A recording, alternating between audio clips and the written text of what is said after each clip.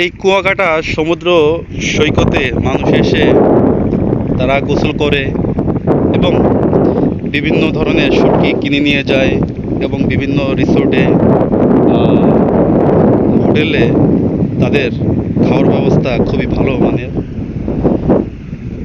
এটা dependent on মানি, টাকার উপর নির্ভর করে সে কয় টাকা কস্ট করবে। এবং বিশেষ করে এইখানের যারা পর্যটক, যারা গাইড থাকে তারা বিভিন্ন জায়গায় ঘুরিয়ে দেখায়, সাথে তাদের স্টিকার থাকে। এখানে দেখছেন ছোট ছোট লোক এবং শ্যালো ধরে আসছে।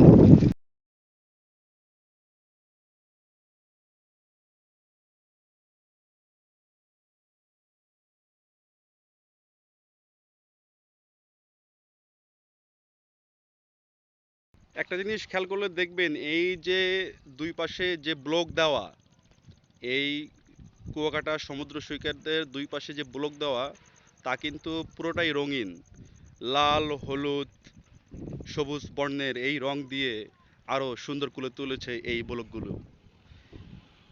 মূলত এই যে মৌসুমটা, এটা খুব প্রচণ্ড ঝড় বৃষ্টি এবং রৌদ্রের মৌসুম। সাধারণত এখানে পর্যটক বাড়ে শীতকালে।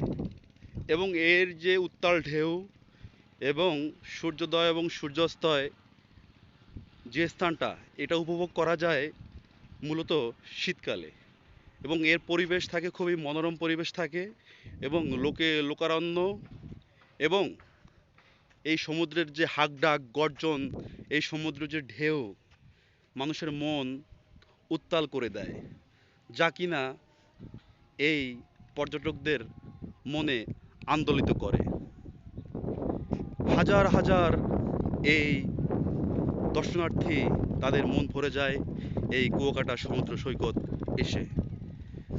এখানে বিশেষ একটা লক্ষণীয় বিষয়, এখানে আসলে তারা বিভিন্ন ধরনের পর্যটক স্থানে যেতে পারে।